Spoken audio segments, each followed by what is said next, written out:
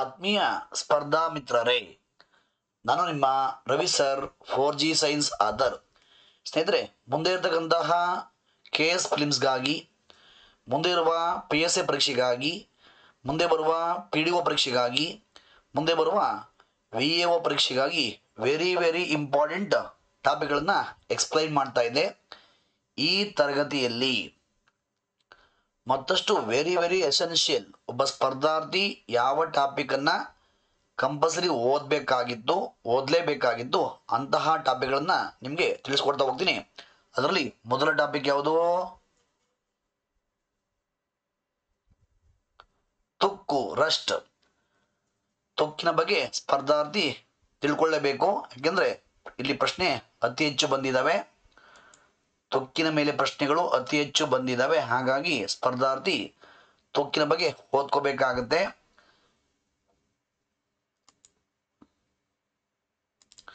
ಸ್ನೇಹಿತರೆ, ತುಕ್ಕು ಒಂದೇ. ಕಬ್ಬಿಣ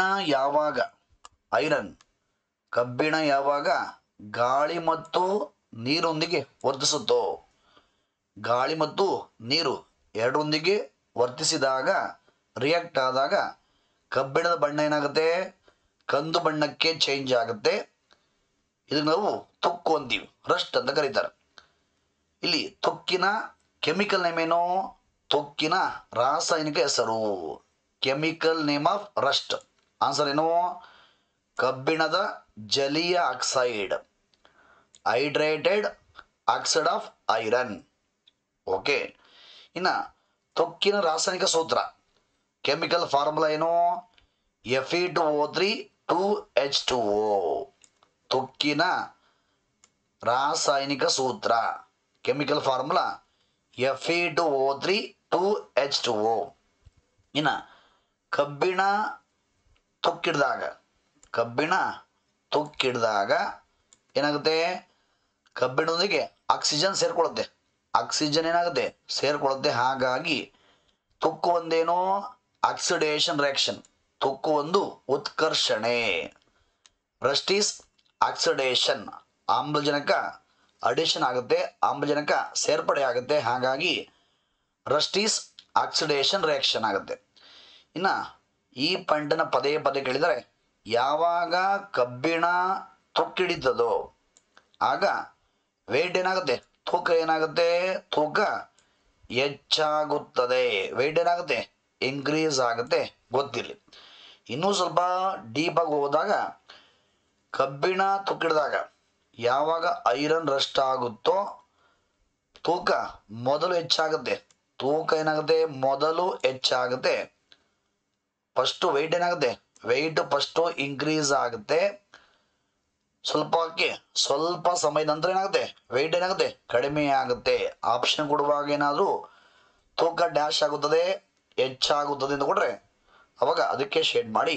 ಸಪೋಸ್ ಆಪ್ಷನ್ ಕೊಡುವಾಗ ಮೊದಲು ಹೆಚ್ಚಾಗುತ್ತದೆ, ನಂತರ ಕಡಿಮೆ ಆಗುತ್ತದೆ, ಮೊದಲು ಕಡಿಮೆ ಆಗುತ್ತದೆ, ನಂತರ ಹೆಚ್ಚಾಗುತ್ತದೆ, ಈ ಥರ ಆಪ್ಷನ್ಗಳನ್ನು ಸ್ವಲ್ಪ ಡೀಪಾಗಿ ಕೇಳಿದಾಗ ಮೊದಲು ಹೆಚ್ಚಾಗುತ್ತದೆ, ನಂತರ ಏನಾಗುತ್ತೆ? ತೂಕ ಕಡಿಮೆ ಆಗುತ್ತೆ. ಈ ಆಪ್ಷನ್ಗೆ ನೀವು ಶೇಡ್ ಮಾಡಬೇಕಾಗತ್ತೆ. ಓಕೆ. ಇನ್ನು ಕಬ್ಬಿಣ ತುಕ್ಕು ಹಿಡಿಯಬಾರದೆಂದು, ಕಬ್ಬಿಣದ ಕಲಾಯಿ ಆಗಿರ್ಬೋದು, ಕಬ್ಬಿಣದ ಕಲಾಯಿ ಅಥವಾ ಕಬ್ಬಿಣದ ವಸ್ತುಗಳು ಓಕೆ ತುಕ್ಕಿಡಿಬಾರ್ದು ಅಂತ ಯಾವ ಲೋಹದ ಲೇಪನ ಮಾಡ್ತಾರೆ? ಜಿಂಕ್ ಕೋಟಿಂಗ್ ಮಾಡ್ತಾರೆ, ಸತುವಿನ ಲೇಪನ ಮಾಡ್ತಾರೆ. ಕಬ್ಬಿಣ ತುಕ್ಕು ಹಿಡಿಯಬಾರದೆಂದು ಸತುವಿನ ಲೇಪನ ಮಾಡ್ತಾರೆ, ಜಿಂಕ್ ಕೋಟಿಂಗ್ ಮಾಡ್ತಾರೆ. ಈ ಕ್ರಿಯೆಗೆ ನಾವು ಗಾಲ್ವನೀಕರಣ ಅಂತೀವಿ, ಗಾಲ್ವನೈಜೇಷನ್ ಅಂತೀವಿ. ಈ ಪ್ರೋಸೆಸ್ಗೆ ಗಾಲ್ವನೀಕರಣ ಅಂತೀವಿ. ಯಾವ ಲೋಹದ ಲೇಪನ ಮಾಡುತ್ತಾರೆ? ಜಿಂಕ್, ಸತು. ಈ ಒಂದು ಪ್ರಶ್ನೆಯನ್ನು ಪದೇ ಕೇಳಿದರೆ ಸ್ಪರ್ಧಾರ್ಥಿ ಓದಲೇಬೇಕಾಗತ್ತೆ.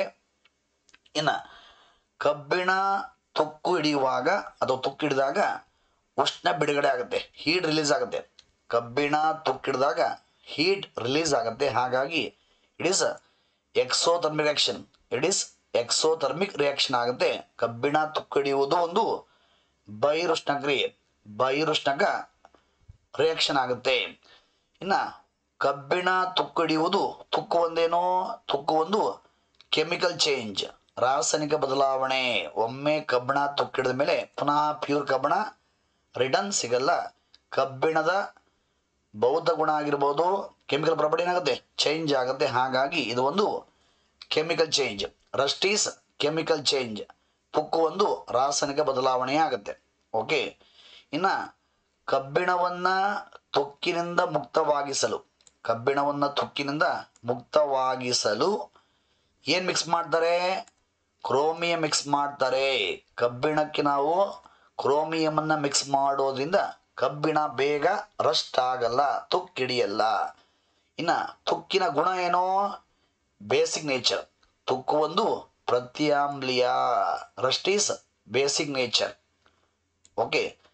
ಇನ್ನ ಕಬ್ಬಿಣ ತುಕ್ಕಿಡಿದಾಗ ಉಷ್ಣ ಬಿಡುಗಡೆ ಆಗುತ್ತೆ, ಜೊತೆಗೆ ಅಲ್ಲಿ ಲೈಟು ಸಹ ಬರುತ್ತೆ. ಹಾಗಾಗಿ ಇದು ಒಂದೇನೋ, ಇದು ಕಬ್ಬಕ್ಕೆ ತುಕ್ಕು ಒಂದು ರಸ್ಟ್ ಈಸ್, ತುಕ್ಕು ಒಂದು ಎಲೆಕ್ಟ್ರೋಕೆಮಿಕಲ್, ಎಲೆಕ್ಟ್ರೋಕೆಮಿಕಲ್ ವಿದ್ಯಮಾನ ಆಗುತ್ತೆ. ಓಕೆ. ಈ ಥರ. ಇನ್ನು ಆಕ್ಸೈಡ್ ಪದರದ ರಚನೆಯಿಂದಾಗಿ ಯಾವ ಲೋಹವು ತುಕ್ಕಿಗೆ ಒಳಗಾಗುವುದಿಲ್ಲ, ಅಲ್ಯೂಮಿನಿಯಮ್ಮು ತುಕ್ಕಿಡಿಯೋದಿಲ್ಲ. ಅಲ್ಯೂಮಿನಿಯಂ ಒಂದು ತುಕ್ಕು ನಿರೋಧಕ ಮೆಟಲ್. ಗೊತ್ತಿರಲಿ ಈ ಥರ. ಇಲ್ಲಿ ನಾನು ಮತ್ತೆ ಜೊತೆಗೆ ಕಬ್ಬಿಣ ತುಕ್ಕು ಹಿಡಿಯುವುದು, this as very very important. ಕಬ್ಬಿಣ ತುಕ್ಕು ಹಿಡಿಯುವುದು, ಬೆಳ್ಳಿ ಆಭರಣಗಳು ಕಪ್ಪಾಗುವುದು, ತಾಮ್ರದ ಪಾತ್ರೆಗಳು ಗ್ರೀನ್ ಕಲರ್ಗೆ, ಹಸಿರು ಬಣ್ಣಕ್ಕೆ ತಿರುಗುವುದು, ಇವೆಲ್ಲವೂ ಸಹ ಸಂಸ್ಕಾರಣಕ್ಕೆ, ಕರೋಸನ್ಗೆ ಎಕ್ಸಾಂಪಲ್ ಆಗ್ತವೆ. ಸಂಸ್ಕಾರಣ, ಕರೋಸನ್ಗೆ ಎಕ್ಸಾಂಪಲ್ಸ್ ಅಂದಾಗ ಕಬ್ಬಿಣ ತುಕ್ಕು ಹಿಡಿಯುವುದು, ಬೆಳ್ಳಿ ಆಭರಣಗಳು ಕಪ್ಪಾಗುವುದು, ತಾಮ್ರದ ಪಾತ್ರೆಗಳು ಅದು ಕಂಚಿನ ಪಾತ್ರೆಗಳು ಹಸಿರು ಬಣ್ಣಕ್ಕೆ ತಿರುಗುವುದು, ಇವೆಲ್ಲವೂ ಸಹ ಸಂಸ್ಕಾರಣಕ್ಕೆ, ಕರೋಸನ್ಗೆ ಬೆಸ್ಟ್ ಎಕ್ಸಾಂಪಲ್ಸ್. ಇದರ ಸ್ಪರ್ಧಾರ್ಥಿ ತುಕ್ಕಿನ ಮೇಲೆ ನೀಟಾಗಿ ಓದ್ಕೋಬೇಕಾಗತ್ತೆ. ಇದರ ಈ ಬಾರಿ ಬಂದಿರುವ 6ನೇ ಮುದ್ರಣ 4G science and technology, 4G science and technology 6ನೇ ಮುದ್ರಣ. ಈ ಒಂದು ಬುಕ್ಕಲ್ಲಿ ವಿಚಾರಗಳನ್ನು ಅಂದರೆ ಪ್ರೆಸೆಂಟೇಷನನ್ನು ಏನು ಮಾಡಿದ್ದೀನಿ, ಈ ರೀತಿ ಚೇಂಜ್ ಮಾಡಿದ್ದೀನಿ. ಯಾವ್ಯಾವ ಟಾಪಿಕನ್ನು ಸ್ಪರ್ಧಾರ್ಥಿ ಓದಬೇಕಾಗಿತ್ತು ಆ ಟಾಪಿಕ್ಗಳನ್ನು ಈ ಥರ ಪ್ರೆಸೆಂಟೇಷನ್ ಮಾಡಿ ಬೇಗ ಅರ್ಥ ಆಗುವಂತೆ ಮಾಡಿದ್ದೀನಿ. ಇದೇ ಥರ ಪುಸ್ತಕದಲ್ಲೂ ಸಹ ಪ್ರೆಸೆಂಟೇಷನ್ ಇದೇ ಥರ ಇದೆ, ಓದ್ಕೊಳ್ಳಿ. ಮತ್ತೊಂದು ಟಾಪಿಕನ್ನು ಸ್ಪರ್ಧಾರ್ಥಿ ಓದಬೇಕಾಗುತ್ತೆ. ಆ ಟಾಪಿಕ್ ಯಾವುದು, ಯೂರಿಯಾ.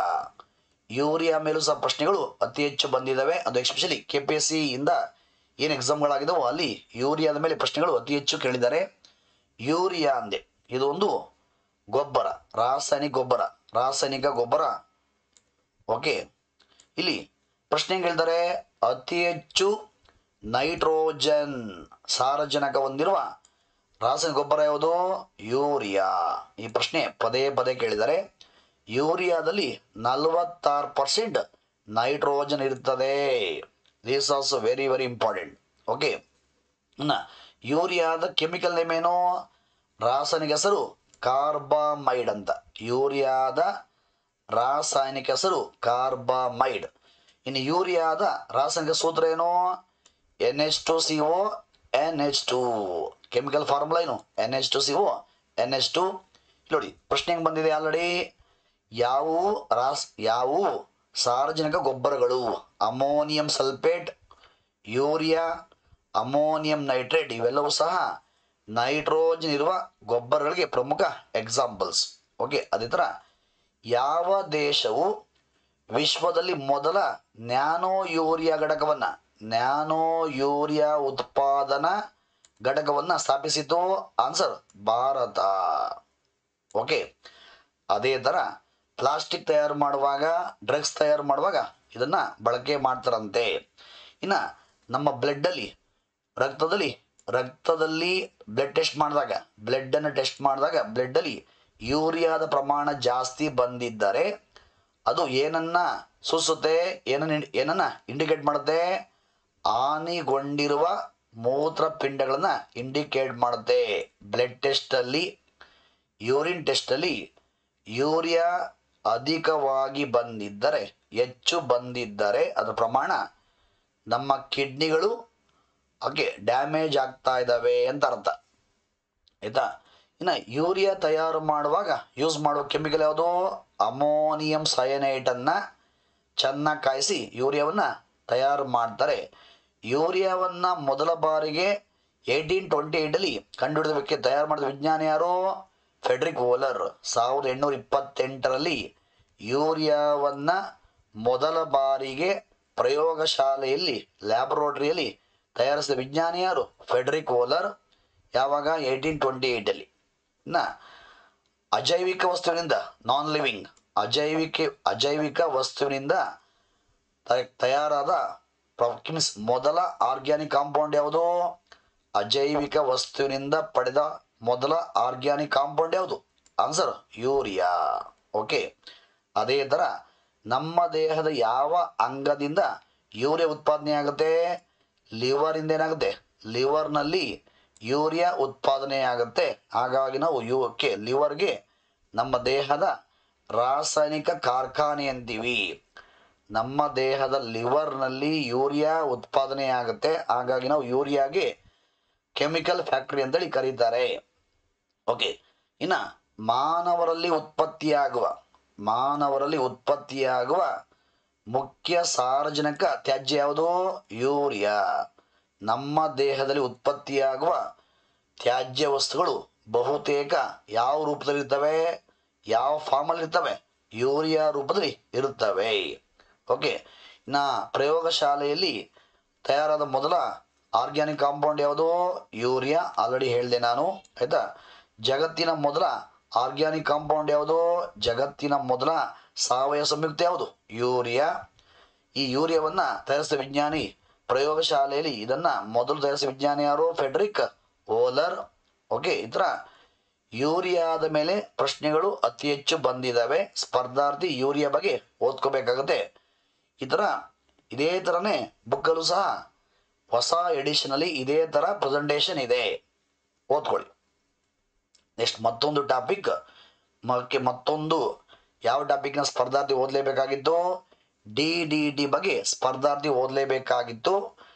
DDT ಇದು ಒಂದೇನು? ಕೀಟನಾಶಕ, ಇನ್ಸೆಕ್ಟಿಸೈಡ್. ಇದು ಮಣ್ಣಲ್ಲಿ ವಿಘಟನೆಯಾಗೋದಿಲ್ಲ. ಹಾಗಾಗಿ ಇದು ಒಂದು ಜೈವಿಕ ವಿಘಟನೆಗೆ ಒಳಗಾಗದ ವಸ್ತು, ನಾನ್ ಬಯೋಡಿಗ್ರೇಡಬಲ್ ಸಬ್ಸ್ಟೆನ್ಸ್. ಓಕೆ. ಇವತ್ತು DDTಯ ಅತಿಯಾದ ಬಳಕೆಯಿಂದ ಏನು ತೊಂದರೆ ಉಂಟಾಗ್ತಾ ಇದೆ? ಬಯೋಮ್ಯಾಗ್ನಿಫಿಕೇಶನ್ಗೆ, ಜೈವಿಕ ಸಂವರ್ಧನೆಗೆ ಅಥವಾ ಜೈವಿಕ ವರ್ಧನೆಗೆ, ಬಯೋಮ್ಯಾಗ್ನಿಫಿಕೇಶನ್ಗೆ ಕಾರಣವಾದ ಮುಖ್ಯ ಕೆಮಿಕಲ್ ಯಾವುದು? ಮುಖ್ಯ ರಾಸಾಯನಿಕ ಯಾವುದು? DDT. ಈ ಪ್ರಶ್ನೆ ಪದೇ ಪದೇ ಎಕ್ಸಾಮಲ್ಲಿ ಕೇಳಿದ್ದಾರೆ. ಮ್ಯಾಚ್ ದ ಫಾಲೋವಿಂಗ್ ಮಾಡಿದ್ದಾರೆ. ಎ ಭಾಗದಲ್ಲಿ DDT ಅಂತ ಕೊಡ್ತಾರೆ, ಬಿ ಭಾಗದಲ್ಲಿ ನೀವು ಬಯೋಮ್ಯಾಗ್ನಿಫಿಕೇಶನ್ಗೆ, ಜೈವಿಕ ಸಂವರ್ಧನೆಗೆ ಮ್ಯಾಚ್ ಮಾಡಬೇಕಾಗತ್ತೆ. ಓಕೆ. DDT ಎಂದೇ ಫುಲ್ ಫಾರ್ಮ್ ಏನು? Diphenyl trichloro ethane. Diphenyl trichloro ethane. DDTಯನ್ನು ಮೊದಲು ಕಂಡುಹಿಡಿದ ವಿಜ್ಞಾನಿ ಯಾರು? 1939 ಇದನ್ನು ಡಿಸ್ಕವರ್ ಮಾಡಿದ ವಿಜ್ಞಾನಿ ಯಾರು? ಡಾಕ್ಟರ್ ಮುಲ್ಲರ್ ಎಂಬ ವಿಜ್ಞಾನಿ. ಓಕೆ. ಇನ್ನು ಯೂರಿಯಾದ ಮೇಲೆ DDT ಮೇಲೆ ಸ್ವಲ್ಪ ಅಪ್ಲಿಕೇಶನ್ ಪ್ರಶ್ನೆಗಳು ಬಂದಿದ್ದಾವೆ. DDT ಮೇಲೆ KS ಫಿಲಿಮ್ಸ್ಗಳಲ್ಲಿ, UPSC ಫಿಲಿಮ್ಸಲ್ಲಿ ಸ್ವಲ್ಪ ಪ್ರಶ್ನೆಗಳು ಡಿಫಿಕಲ್ಟಾಗಿ ಬಂದಿದ್ದಾವೆ. ಆ ಪ್ರಶ್ನೆಗಳು ಯಾವ್ಯಾವುದು? ಅಭಿವೃದ್ಧಿಶೀಲ ರಾಷ್ಟ್ರಗಳಲ್ಲಿ, ಡೆವಲಪಿಂಗ್ ಕಂಟ್ರೀಸ್, ಅಭಿವೃದ್ಧಿಶೀಲ ರಾಷ್ಟ್ರಗಳಲ್ಲಿ ಮಲೇರಿಯಾದಂತಹ ರೋಗಗಳು ಹೆಚ್ಚಾಗುತ್ತಿವೆ. ಕಾರಣ ಏನನ್ಸರು? ಪ್ರಸ್ತುತ ಅಂದರೆ ಇಂದು ಸೊಳ್ಳೆಗಳು DDT ನಿರೋಧಕಗಳಾಗಿವೆ. ಅಂದರೆ ಇವತ್ತು DDTಯಿಂದಲೂ ಸಹ ಸೊಳ್ಳೆಗಳು ನಾಶ ಆಗ್ತಾ ಇಲ್ಲ.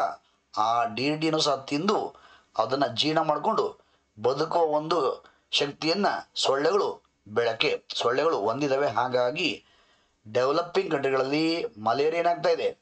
ಮಲೇರಿಯಾದಂತಹ ರೋಗಗಳು ಡೇ ಬೈ ಡೇ ಜಾಸ್ತಿ ಆಗ್ತಾ ಇದೆ ವಿನಃ ಡೌನ್ ಆಗ್ತಾ ಇಲ್ಲ. ಅದಕ್ಕೆ ಕಾರಣ ಸೊಳ್ಳೆಗಳು DDT ನಿರೋಧಕಗಳಾಗಿವೆ ಎಂಬ ಆಪ್ಷನ್ಗೆ ನೀವು ಶೇಡ್ ಮಾಡಬೇಕಾಗಿತ್ತು. ಇನ್ನು ಮತ್ತೊಂದು, ಪಾಶ್ಚಾತ್ಯ ದೇಶಗಳು, ಫಾರಿನ್ ಕಂಟ್ರೀಸ್ DDTಯನ್ನು ನಿಷೇಧಿಸಿವೆ. ಕಾರಣ DDT ಒಂದು ಜೈವಿಕ ವಿಘಟನೆಗೆ ಒಳಗಾಗದ ವಸ್ತು. ಇದೇನಾಗುತ್ತೆ? ಎನ್ವಿರಾನ್ಮೆಂಟಲಿ, ಪರಿಸರದಲ್ಲಿ ಬಹುಕಾಲ ಉಳಿಯುತ್ತೆ.